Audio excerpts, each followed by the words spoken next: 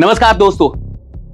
अभी हाल फिलहाल में मैं दुबई जा रहा था, तो जब मैं दुबई पहुंचा तो मुझे वहां कुछ लोग मिल गए एयरपोर्ट पे और वो मुझे पहचान गए। तो फिर बातें चलने लगी और जब बातें चलने लगी तो उसमें बात निकलते निकलते पहुंच गई क्रिप्टो पे। तो वहां मुझे जो लोग मिले उसमें दो प्रकार के लोग थे। पहले वो जो कह रहे थे कि क्रिप्टो बहुत अच्छा है, मतलब इससे अच्छा कुछ है ही नहीं, और ये ना एक लॉटरी की तरह है और ये आपको रातों रात अमीर बना सकती है, आपकी पूरी जिंदगी बदल सकती है। दूसरे जो कैटेगरी के लोग थे कुछ, वो ऐसे थे जो इसको बिल्कुल ही बकवास मान रहे थे, मतलब बिल्कुल ही खराब है। फिर ऐसी बहुत सारी बातें चली और उसके बाद मुझे ये समझ में आया कि आखिरकार क्रिप्टो के नाम पे इतना स्कैम क्यों हो जाता है, क्योंकि सही नॉलेज बहुत कम लोग के पास है। और उसमें से कुछ ऐसे भी लोग थे जिन्होंने मुझे ये रिक्वेस्ट भी की कि आप भी कम से कम क्रिप्टो पे अवेयरनेस वीडियोस बनाना शुरू कर दीजिए। मुझे ऐसा लगा कि हाँ, बहुत सारे ऐसे लोग हैं जिनके पास नॉलेज की कमी है और सच में क्रिप्टो क्या है और ये क्या सच में रातों रात किस्मत बदल देने वाला कोई खेल है, या फिर इसमें भी पेशेंस चाहिए, स्ट्रैटेजी चाहिए, प्लानिंग चाहिए। तो इन सारी चीजों को ध्यान में रखते हुए आज मैं यहाँ पे पहली वीडियो बना रहा हूं, और खासकर उन लोगों के लिए जो नए हैं क्रिप्टो के इंडस्ट्री में या फिर जो क्यूरियस हैं क्रिप्टो को जानने में।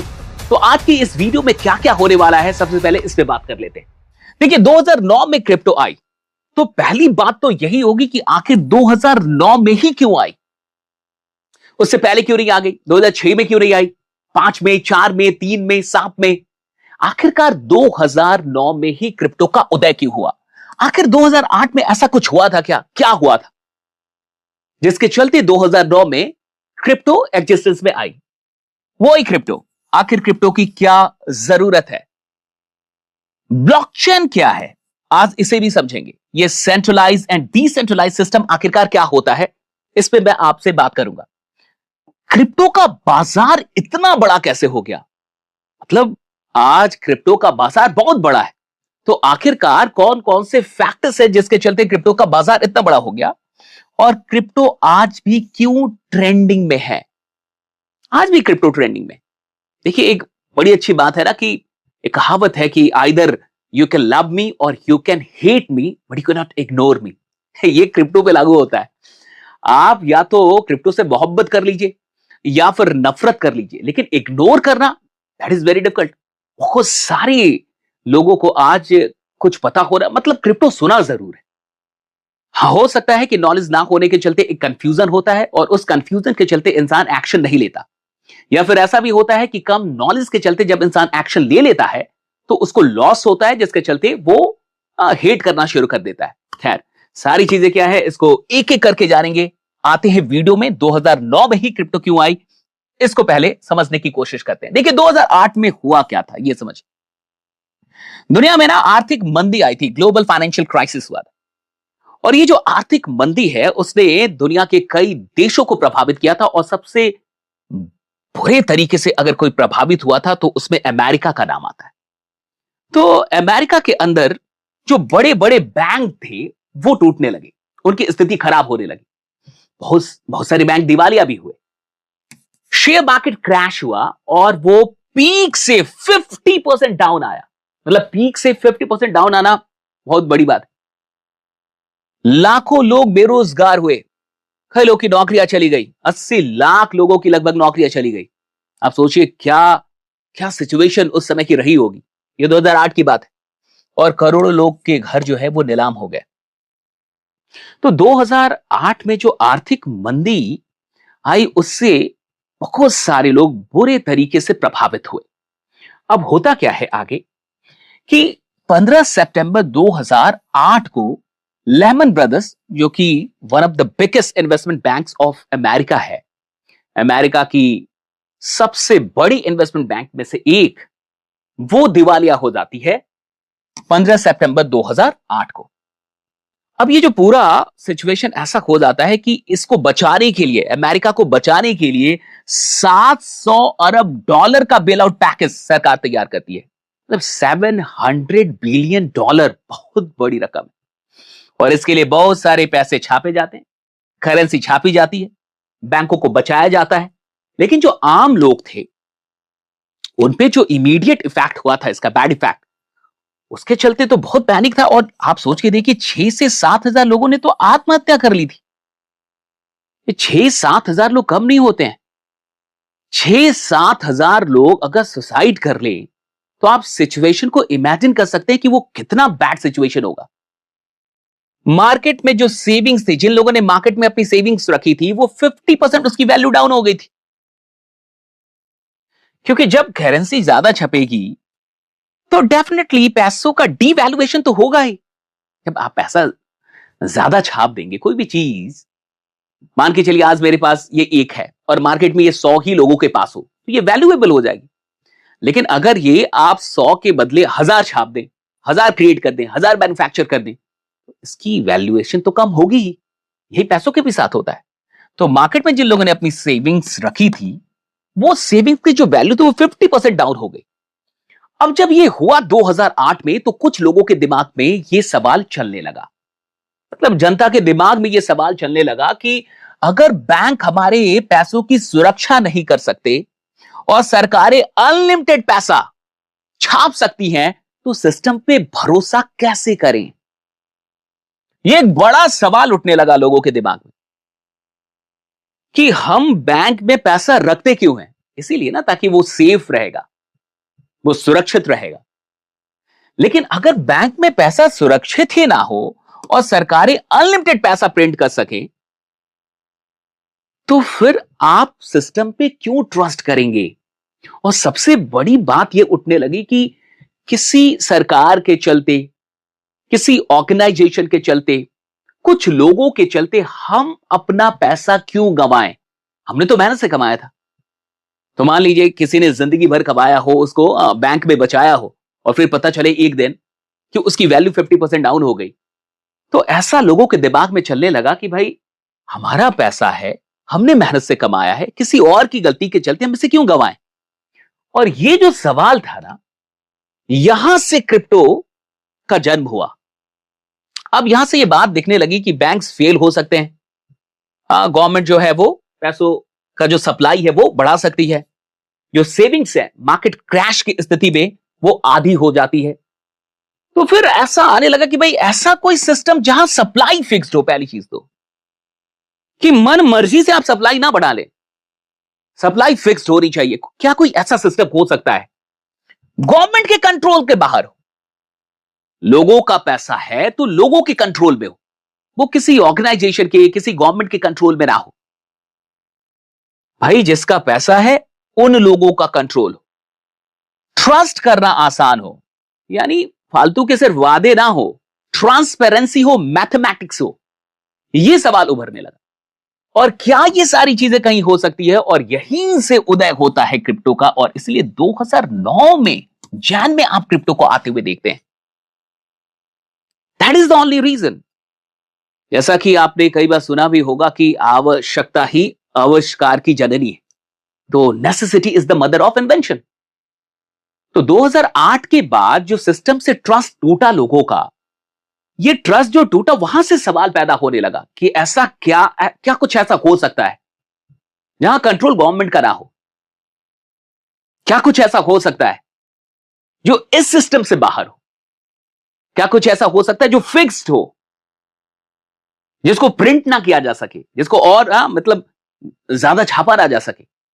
और तब यहीं से क्रिप्टो का उदय होता है। अब देखिए, अब ये सारा क्रिप्टो जिस पूरे सिस्टम पे काम करता है, दैट इज ब्लॉकचेन।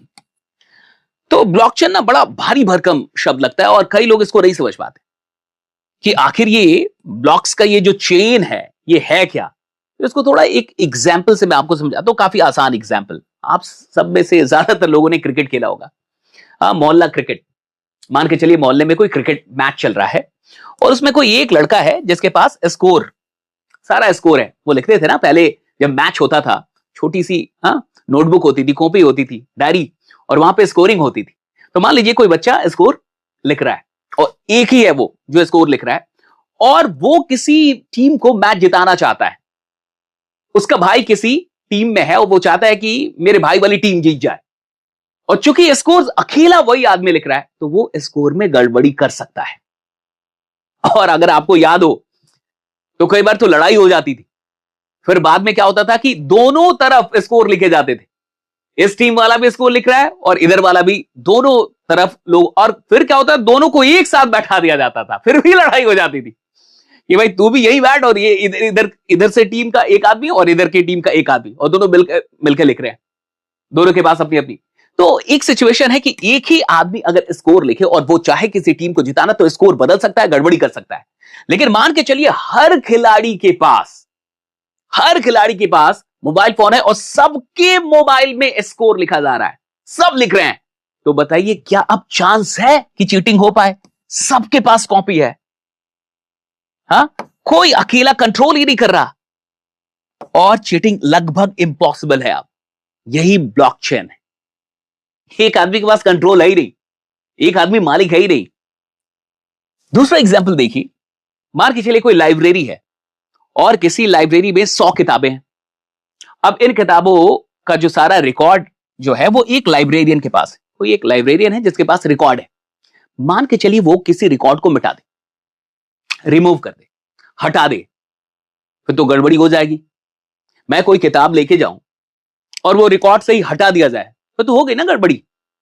लेकिन अब मान के चलिए कि हर मेंबर के पास कोई मास्टर लिस्ट कॉपी हो कि कितनी किताबें थी, कौन लेके गया, सबके पास हो, कहां से गड़बड़ी करेंगे? आप नहीं कह सकते ना कि ये बुक तो यहां की है ही नहीं, भाई सबके पास कॉपी है, सब लोग देख लेंगे। कितने लोग को आप खरीदेंगे, कितने लोग भ्रष्ट होंगे, सबके पास है। तो यही ब्लॉकचेन है जहां पे जो पावर जो है वो कहीं एक जगह पे नहीं, एक हाथ में नहीं, इसे समझना होगा। अब देखिए, आखिर डिसेंट्रलाइज अगर आप समझना चाहते हैं तो पहले यह समझ जाइए कि सेंट्रलाइज सिस्टम क्या है। वो decentralize, blockchain is a decentralize system. Centralize system क्या है और डिसेंट्रलाइज सिस्टम क्या है, यह समझिए। जैसे मान के चलिए कोई शहर है, आपका शहर है, और वहां पानी की सिर्फ एक ही टंकी है, एक टैंक है, और उसी से पूरे शहर में जितने भी घर हैं सबको पानी जाता है। मान के चलिए कि किसी भी कारणवश वो पानी की टंकी टूट जाती है, वो जो टैंक है वो टूट जाए, या कोई जाके सप्लाई बंद कर दे जानबूझ के, तो शहर में जितने भी घर हैं सब पानी से वंचित हो गए, क्योंकि टैंक एक ही है और उसी से सारे घर जुड़। यही है सेंट्रलाइज सिस्टम, यानी पावर एक जगह, कंट्रोल एक जगह, दैट इज सेंट्रलाइज सिस्टम। लेकिन इसको आप थोड़ा सा अपोजिट कर दीजिए। मान के चलिए एक शहर है और उस शहर में जितने भी घर हैं, हर घर के पास अपनी अपनी वाटर टैंक है, सबके पास पानी की टंकी अपनी अपनी है। अब एक दो खराब हो गई, क्या फर्क पड़ता है, सब तो डिस्टर्ब नहीं होंगे ना, पूरा शहर पानी से वंचित तो नहीं होगा ना। यह है डिसेंट्रलाइज, यही समझना है। सेंट्रलाइज सिस्टम का मतलब है कि एक जगह पे कंट्रोल होगा, कंट्रोल एक जगह, पावर एक जगह, एक जगह आप कुछ गड़बड़ कर दो सब डिस्टर्ब। और बैंक सिस्टम में भी तो यही है। आप देखिए एक मेन सर्वर है, वहीं पे सारी की सारी डाटा है। आपने देखा होगा कि कई बार जब आप रात में या कभी कुछ बैंकिंग, अपना आपने बैंक ऐप खोला और कुछ आप करने के लिए गए, पैसा ट्रांसफर, कुछ भी बैंकिंग एक्टिविटी करने गए, कई बार लिखता है सर्वर डाउन। और सर्वर डाउन होने का क्या मतलब है कि आपके पैसे वहां पड़े हुए हैं, आपका बैलेंस वहां, लेकिन आप एक्सेस नहीं कर सकते। क्यों? सर्वर ही है भाई, मेन सर्वर वही डिस्टर्ब है, उसी में काम चल रहा है, तो अभी सबको रुकना होगा, एक्सेस आप नहीं कर। लेकिन डिसेंट्रलाइज सिस्टम में एक सर्वर नहीं होते, कई सारे सर्वर एक साथ जुड़े हुए हैं, तो एक के खराब होने से सिस्टम नहीं रुकता। यही समझना है, यही सेंट्रलाइज्ड और डिसेंट्रलाइज्ड में अंतर है। अगर आप समझ गए तो थोड़ा सा आगे बढ़ते हैं। यानी ब्लॉकचेन कुल मिला के पब्लिक डिजिटल लेजर है, वही खाता होता है ना, वही जिस पे हिसाब करते हैं वो डायरी, वो लेजर ही है, बस ये डिजिटल है, पब्लिक के सामने, सबके सामने। डिसेंट्रलाइज नेटवर्क है ये, सेंट्रलाइज नहीं है, एक सर्वर नहीं है, कई सारे सर्वर हैं। एंड इमिटेबल का मतलब है कि जिसको बदला ना जा सके, आप बदल नहीं सकते। एक बार जो ट्रांजैक्शन हो गया वो रिकॉर्डेड हो गया, अब आप ये उसको बदला नहीं जा सकता, हटाया नहीं जा सकता, उसका रिकॉर्ड वहां पे रहेगा ही रहेगा। ये समझना काफी इंपॉर्टेंट है। तो ब्लॉकचेन के ही चलते क्रिप्टो, ये सारी चीजें काम कर पा रही हैं। आज देखिए, अगर आप क्रिप्टो में नए हैं और आप भी क्रिप्टो में ट्रेड करना चाहते हैं, आप चाहते हैं कि नहीं आप क्रिप्टो में ट्रेड करें, बिटकॉइन, इथीरियम, अब तो सिल्वर, गोल्ड, तो आपको एक ऐसे प्लेटफॉर्म पे जाना होगा जो सच में ऑथेंटिक हो, सुरक्षित हो। CoinDCX एक ऐसा प्लेटफॉर्म है जहां आप जा सकते हैं और आप उसे डाउनलोड, लिंक दिया हुआ है, अगर आप यहां से इस लिंक से अगर आप डाउनलोड करते हैं तो आपको कुछ डिस्काउंट भी मिलेगा और कुछ स्पेशल बेनिफिट भी मिलेंगे। लिंक मैंने दे दिया है डिस्क्रिप्शन में, आप देख सकते हैं। अब देखिए आगे, क्रिप्टो का बाजार आखिरकार इतना बड़ा कैसे हो गया, जबकि अभी भी बहुत कम लोगों ने इसे समझा है, अभी भी नॉलेज बहुत कम लोगों के पास है, फिर भी इतना बड़ा बाजार आखिरकार कैसे हो गया। देखिए, ट्रस्ट क्राइसिस, पहला रीजन तो ये ट्रस्ट क्राइसिस। मैंने कहा ना, सिस्टम से जो ट्रस्ट टूटा, ये सबसे बड़ा reason. And limited supply limited है। अगर 21 मिलियन तो 21 मिलियन ही रहेगा, अब आप और बढ़ा नहीं सकते। अगर बिटकॉइन इतना है तो इतना ही रहेगा, इथीरियम इतना है तो इतना ही रहेगा। ये जो बड़ी बात है कि लिमिटेड सप्लाई किसी भी चीज को ना वैल्यूएबल बना देती। तो सप्लाई लिमिटेड है और सिस्टम से जो एक ट्रस्ट टूटा, वो एक बड़ा reason. Borderless and permissionless system, भाई बॉर्डरलेस है। पहले क्या होता था, आप देखिए, स्विफ्ट के जरिए आज भी पैसा जब भेजा जाता है तो पहले क्या होता था कि 2 दिन, 4 दिन, 5 दिन लग जाते थे। एक देश से दूसरे देश में अगर आप किसी को पैसा भेज रहे हैं, ये टाइम टेकिंग प्रोसेस था। 2 दिन, 4 दिन, 5 दिन, कभी कभी उसमें फी भी लगते थे। फी यहां भी लगता है, कम लगता है, लेकिन टाइम बड़ा कम लगता है। बहुत जल्दी आप पैसा कहीं से कहीं भेज सकते हैं। यानी ये बॉर्डरलेस है, परमिशनलेस है। वहां एक परमिशन होता है भाई कि ये वाला बैंक परमिशन देगा तब जाके पैसा आगे बढ़ पाएगा। ये चक्कर नहीं थे यहां पे। तो ये लोगों के लिए एक आसानी हुई। टेक्नोलॉजी एंड नेटवर्क इफेक्ट, देखिए टेक्नोलॉजी पे पूरा बेस्ड है ये सारा जो क्रिप्टो है, ये टेक्नोलॉजी बेस्ड चीज है। ऐसा नहीं है कि कोई हवाई चीज है, मैथमेटिक्स है। समझ में ना आने के चलते बहुत सारे लोग इग्नोर करते हैं, लेकिन चूंकि ये टेक्नोलॉजी ड्रिवन है और ये पूरी दुनिया ही आज टेक्नोलॉजी ड्रिवन है, तो डेफिनेटली कोई भी चीज जो टेक्नोलॉजी का इस्तेमाल कर रही है, जो ट्रांसपेरेंट है, जो मैथमेटिक्स पे बेस्ड है, उससे ये जो नई जनरेशन है वो एक्सेप्ट करने के लिए तैयार बैठी है। और नेटवर्क इफेक्ट का मतलब है कि देखिए, आज अगर व्हाट्सएप है, मान के चलिए व्हाट्सएप जैसा ऐप अभी आपके पास है, बिल्कुल वैसा ही हो, उतने सारी फीचर हो, लेकिन इसको डाउनलोड किया हो 20,000 लोगों ने, तो इस ऐप की क्या वैल्यू है? बहुत अच्छा है, सब कुछ वैसा ही है, लेकिन विश्वास से 20,000 लोग दिखाएं, नेटवर्क ही बहुत छोटा सा हो, तो फिर वो किसी काम का नहीं है। यहां क्या हुआ कि बहुत सारे लोग विश्वास करते गए, तो नेटवर्क बड़ा बनता है, लोग लोगों को देख के अडॉप्ट करते गए, ये हुआ है। तो नेटवर्क का भी एक पूरा इफेक्ट रहा, जिसके चलते क्रिप्टो आगे बढ़ते गया। इसमें अब एक बात समझनी होगी कि आखिर ये क्यों ट्रेंडिंग में है। इसका रीजन है, पहला रीजन सबसे इंपॉर्टेंट, इंस्टीट्यूशनल जो एडॉप्शन है, यानी जो बड़े बड़े गेम प्लेयर हैं, जो बड़ी बड़ी कंपनियां हैं, इन्वेस्टमेंट फर्म्स हैं, वो लोगों ने जब क्रिप्टो के ऊपर विश्वास दिखाया, तो डेफिनेटली जब कोई बड़ा प्लेयर किसी चीज पे विश्वास करेगा, तो बाकी लोग तो उसको देखते ही हैं, उससे प्रभावित होते हैं, उससे इन्फ्लुएंस्ड होते हैं कि अगर ये आदमी कर रहा है, भाई ये अरबों का आदमी है और अगर ये विश्वास दिखा रहा है तो कुछ तो सही होगा। ये तो बहुत सिंपल साइकोलॉजी है। हुआ क्या कि बड़े इन्वेस्टमेंट फर्म्स ईटीएफ्स लॉन्च कर चुके हैं। अब देखिए, ब्लैक रॉक, अगर आप जानते हैं ब्लैक रॉक क्या है, दुनिया की सबसे बड़ी एसेट मैनेजमेंट कंपनी, दुनिया की सबसे बड़ी एसेट मैनेजमेंट कंपनी 2024 में अपना bitcoin ETF, spot bitcoin ETF launch करती है। कैसे नहीं विश्वास होगा? किसी भी चीज में विश्वास के लिए सिर्फ एक चीज जरूरी है कि जो एक्सपर्ट्स हैं, जो बड़े लोग हैं, जो बिग प्लेयर हैं, क्या वो विश्वास कर रहे हैं? और अगर वो विश्वास करते हैं तो बाकी के लोग अपने आप विश्वास करते हैं। तो दुनिया की सबसे बड़ी एसेट मैनेजमेंट कंपनी अगर वो बिटकॉइन ईटीएफ लॉन्च करेगी, तो डेफिनेटली बाकी के लोगों का क्रिप्टो पे विश्वास तो बढ़ेगा। यही हुआ, बहुत बड़े बड़े लोगों ने इन्वेस्ट करना शुरू कर दिया। आप देखिए, फिडिलिटी इन्वेस्टमेंट, भाई ये $4 ट्रिलियन से ज्यादा का एसेट मैनेज कर रही है आज। $4 ट्रिलियन प्लस का एसेट मैनेजमेंट जो कर रही है जो कंपनी फिडिलिटी, और वो अगर बिटकॉइन ईटीएफ लॉन्च कर दे, तो वो यानी इन्वॉल्व तो कर गई ना, उसने इस सिस्टम पे, इस पूरी पद्धति पे अपना विश्वास दिखा दिया। तो जब इतने बड़े लोग विश्वास दिखाएंगे, तो बहुत ही सिंपल सा रूल है कि जहां बड़े लोग विश्वास दिखाते हैं वहां भीड़ अपने आप विश्वास करने लगती है। ये हो गया आर्क इन्वेस्ट, ये सब वही है भाई, सब बिलियन डॉलर वाले लोग। ऊपर से लोग देखिए तो एलन मस्क, भाई ऐसे ऐसे लोग हैं। हाँ, माइकल सेलर, आप देखिए बिलियन डॉलर का इनका इन्वेस्टमेंट पड़ा हुआ है। फिर जैक डॉर्सी को अगर आप जानते हैं, ट्विटर के को फाउंडर, ये तो ब्लॉक इंक ही चला रहे हैं। तो ऐसे ऐसे बड़े लोगों ने और बड़ी जो इंस्टीट्यूशंस हैं, हाँ, जो इन्वेस्टमेंट फर्म्स हैं, उन लोगों ने अपना विश्वास दिखाया, जिसके चलते क्रिप्टो मतलब आज भी ट्रेंडिंग में है और इस पे और विश्वास बढ़ता चला गया। अब देखिए दूसरा कारण है डिजिटल जनरेशन। ये जनरेशन कैसी है? आज हर चीज डिजिटल है। बिना इंटरनेट के क्या आप अपनी जिंदगी का इमेजिनेशन भी कर सकते हैं?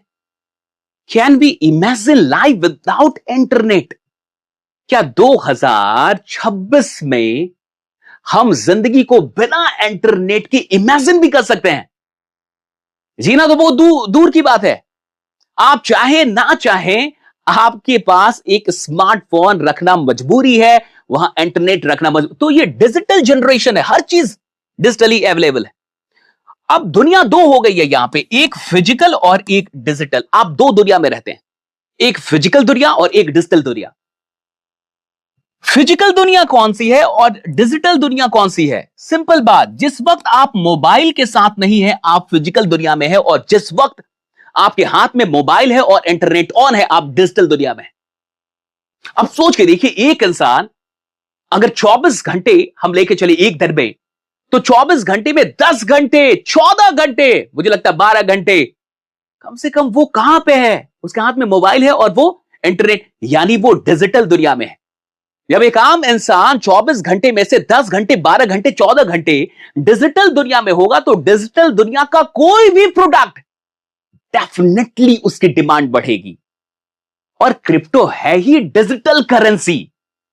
तो जब दुनिया के अरबों लोग अपना 10 घंटे, 12 घंटे, 14 घंटे डिजिटल दुनिया में बिताएंगे, तो डिजिटल करेंसी कैसे नहीं अडॉप्ट, कैसे लोग उसको अडॉप्ट नहीं करेंगे? उसकी वैल्यू कैसे नहीं बढ़ेगी? तो कोई भी चीज जो आज डिजिटल एसेट है, जो डिजिटल करेंसी है, डिजिटल एसेट है, चाहे वो एनएफटी हो चाहे और भी चीजें, उसको लोग धीरे धीरे क्यों स्वीकार कर, है ही वहां ना भाई। जब मैं हूं डिजिटल दुनिया में तो मैं फिजिकल क्या देखूं? जब मेरा टाइम ही वहां जा रहा है, तो वो देखना तो मेरी मजबूरी है, वहां जाना तो मेरी मजबूरी है। मैं जहां रहूंगा वही तो पहुंच पाऊंगा। इसलिए आज के डेट में यह भी एक बात बहुत सच है कि वो बिजनेस जो आज इंटरनेट के ऊपर नहीं है, या जिनका डिजिटल एक्जिस्टेंस नहीं है, वो है ही नहीं और वो रहेंगे भी नहीं। इसलिए हर बिजनेस को धीरे धीरे आप देख रहे हैं कि वो डिजिटल प्रेजेंस अपना बना रहा है। चाहे बिजनेस हो चाहे इंसान हो, अगर डिजिटल प्रेजेंस नहीं है वो कहीं भी नहीं है। तो ये दूसरा रीजन है कि डिजिटल जनरेशन है। तीसरा है इन्फ्लेशन फियर। जब भी महंगाई बढ़ेगी तो सेंट्रल बैंक्स क्या करते हैं? करेंसी सप्लाई बढ़ा देते हैं। तो करेंसी सप्लाई जब भी बढ़ेगा तो फिर लोग कहां जाएंगे? लिमिटेड एसेट्स की तरफ भागेंगे। आप देखिए गोल्ड, सिल्वर, इन सब चीजों का भी दाम खबर, जब दुनिया में कुछ वॉर चले, कोई ऐसा संकट का टाइम चले, इन्फ्लेशन बढ़े, बैंक जो है, जितने भी सेंट्रल बैंक है, वो नोट ज्यादा छापने लगे, करेंसी की सप्लाई बढ़ा दे, तो फिर इंसान चाहता है कि हम लिमिटेड एसेट की तरफ जाएं। और वो लिमिटेड एसेट में आपके क्रिप्टो के भी कुछ कॉइन आते हैं जो लिमिटेड एसेट है, इसलिए लोग उधर अट्रैक्ट होते हैं। तो ये रीजंस है क्रिप्टो के ट्रेंड में रहने का। अब थोड़ा देखते हैं क्रिप्टो क्या है। कुछ लोग को ऐसा लगता है कि क्रिप्टो जो है वो गारंटीड शॉर्टकट है। कुछ लोगों को लगता है ये रिस्क फ्री है। कुछ लोगों को लगता है ओवरनाइट रिच स्कीम। वो लोग याद है ना दुबई के एयरपोर्ट पे जो मुझे मिले थे, ओवरनाइट सर, अरे पूरी जिंदगी बदल जाती है रातों रात। भैया ये कुछ भी नहीं है। ना तो ये गारंटीड कोई शॉर्टकट है, ना तो ये रिस्क फ्री है, और ना तो ओवरनाइट कोई रातों रात अमीर बनने का कोई स्कीम भी नहीं है। ये फिर है क्या? देखिए ये सिंपल सी बात है, ये एक पावरफुल आइडिया है। एक आइडिया है, पावरफुल आइडिया है, शक्ति है, इसमें कोई शक नहीं है। फाइनेंशियल एक्सपेरिमेंट है जो अब मुझे ऐसा लगता है सक्सेसफुल है। भाई जब कोई इंडस्ट्री ट्रिलियन डॉलर की हो जाए और वहां दुनिया के बड़े बड़े इन्वेस्टमेंट फर्म ईटीएफ लॉन्च, तो फिर इसका क्या मतलब है? अडॉप्ट तो कर, यानी ये सक्सेसफुल फाइनेंशियल एक्सपेरिमेंट है और अपॉर्चुनिटी है, एक अवसर है। लेकिन अवसर किन के लिए? जो सीखने के लिए तैयार है। अवसर किन के लिए है? जिनके अंदर क्यूरोसिटी है कि मैं सीखूं। बिना सीखे अगर आप किसी भी बाजार में जाएंगे, बाजार लात मार के भगा देगी, लॉस ही मिलेगा। प्रॉफिट, वो तुक्के से प्रॉफिट मिल जाए, इसका यह मतलब नहीं कि कोई इंसान एक्सपर्ट हो गया। यही होता है, चाहे वो शेयर मार्केट का बाजार हो, चाहे वो ट्रेडिंग, कहीं भी आप चले जाओ, किसी भी बाजार में, किसी भी फील्ड में, वही इंसान अपनी जिंदगी में किसी भी बाजार में मुनाफे में रहता है जो सीखता है, जो सीखने में विश्वास करता है। तो कई ऐसे लोग हैं, देखिए क्रिप्टो के लिए बहुत ऐसे लोग हैं जिनके पास नॉलेज नहीं है। तो बिना नॉलेज के, आधे अधूरे नॉलेज के साथ जब आप बाजार में जाएंगे तो डेफिनेटली आप हारेंगे। इसलिए पहले सीखिए। आप जितना सीखेंगे, ये अपॉर्चुनिटी है, लेकिन सीखने वालों के लिए अपॉर्चुनिटी। और बाकी अगर आपको ये वीडियो अच्छी लगे तो और भी आपके जो फ्रेंड्स हैं, जो क्रिप्टो के बारे में जानना चाहते हैं, जो इंटरेस्टेड हैं, जिनको ये एक अपॉर्चुनिटी लगती है, उनसे ये वीडियो शेयर कर दीजिए। और मैं आगे किस टॉपिक पे वीडियो बनाऊं, ये भी कमेंट में जरूर मुझे लिख के बताइए। और बाकी अपना ख्याल रखिए, बने रहिए, जमे रहिए, क्योंकि आपका जीतना सुनिश्चित है। Thank you so much everyone.